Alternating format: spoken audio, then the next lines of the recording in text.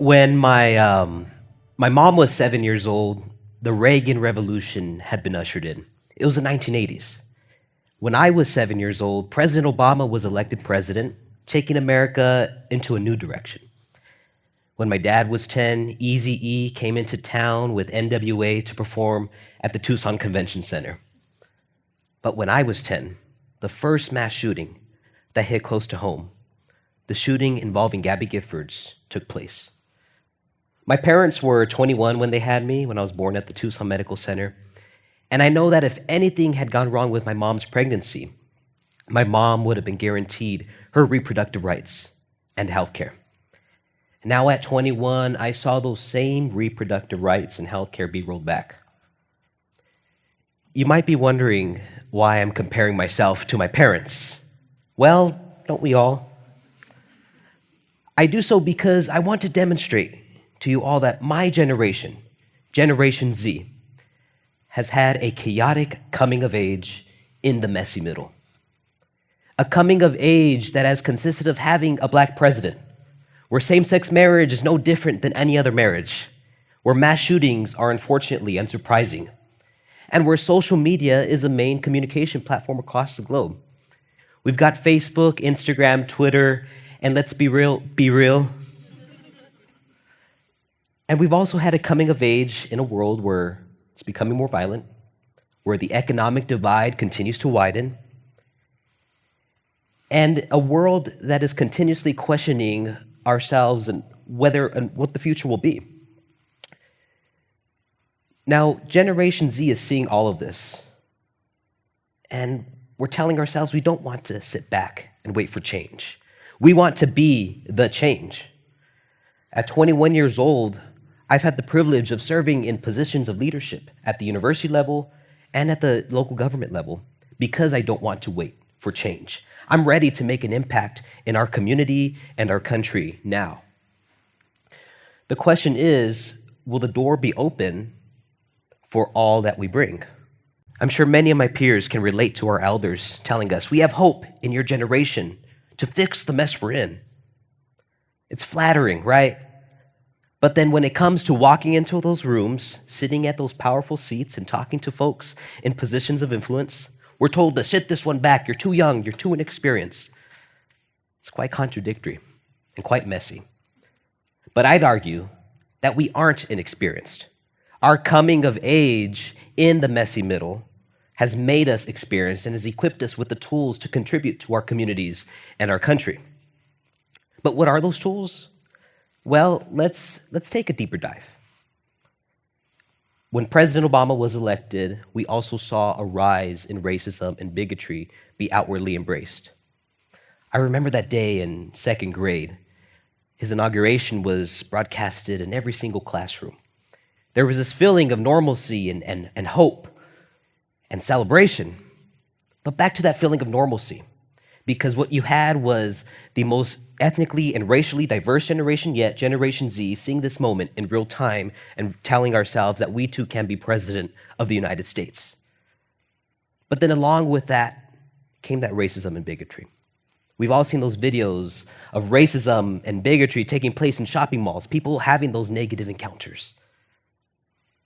I too had my own experience with that. A few years ago, I tweeted my opinion about a political issue at the time, and whenever I tweet, I always expect disagreements and folks to come at me, but this time it was different.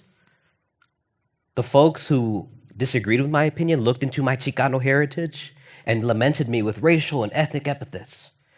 Here I am, a kid who was empowered by the unprecedented precedent set by a black president, now subjected to the same negative reaction that important election ignited. Now, the election of a black president is something my parents would have never imagined, nor would they have imagined seeing same-sex marriage be legalized by the Supreme Court, nor would they have imagined seeing a slightly different Supreme Court roll back 50 years of reproductive rights just a few years later. That took place last summer, and I remember that day. We were out there on that humid monsoon Tucson street in front of the federal courthouse protesting, saying, no, this cannot be. And so looking back and looking at all those faces when I was out there, it made me realize that many in Generation Z will want to live in a world where the livelihoods and rights of all people are respected. And much of this is seen in how we've embraced diversity, equity, and inclusion practices. We won't shop at certain businesses if those practices aren't in place. We will use that same lens to decide whether we'll want to work at your company. Diversity, equity, and inclusion matters to us. This past election, the number one issue for many Gen Z voters was reproductive rights. And we certainly saw that take place with the tide that never took place, the red wave. Now, it matters to us to stand up for what we believe in. And I'd argue that that did not just happen because of the Supreme Court's decision to roll back reproductive rights. But this drive rose like a phoenix out of the ashes with all the mass shootings that we grew up with. Remember when I told you I was 10 when Gabby Giffords was shot? Well, I was 11 when Sandy Hook took place. I was 15 when I experienced my first mass shooter drill, and I was 16 when Parkland happened. And at 21, I was here at this university when Professor Tom Meixner was shot and killed. While Second Amendment advocates were flooding the airwaves and the streets, I was learning how to survive a mass shooting, how to safely maneuver to the other side of the classroom, and getting used to the thought that if anything were to happen, my classmates would be the last people that I would see on this planet. It's such a sad and weird experience, but it's something that more and more Gen Zers have gotten used to. When Parkland happened, me and my friends, we organized that walkout, those protests, and we marched. We marched for our lives because it matters to us to make an impact. And what better way to make an impact than through social media, right? The platform that, if we just stop and take a look at it, is just as messy and contradictory as Second Amendment advocates flooding the streets and high schoolers learning how to survive a mass shooting.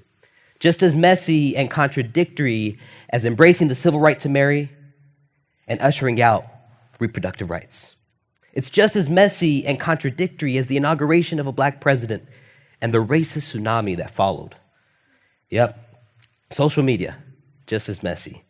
We've got Twitter, Instagram, Snapchat, and if we want to talk to our older family members and friends, we go to Facebook. And with this platform came this unprecedented amount of communication and connectivity, and an unprecedented amount of disconnectivity and polarization. I'm sure many of you have seen those political disagreements take an ugly turn online when the two people are behind a username, keyboard, and a screen. I'm certainly guilty of taking part in that. But along with social media came this ushering in of a generation of digital natives, Gen Z.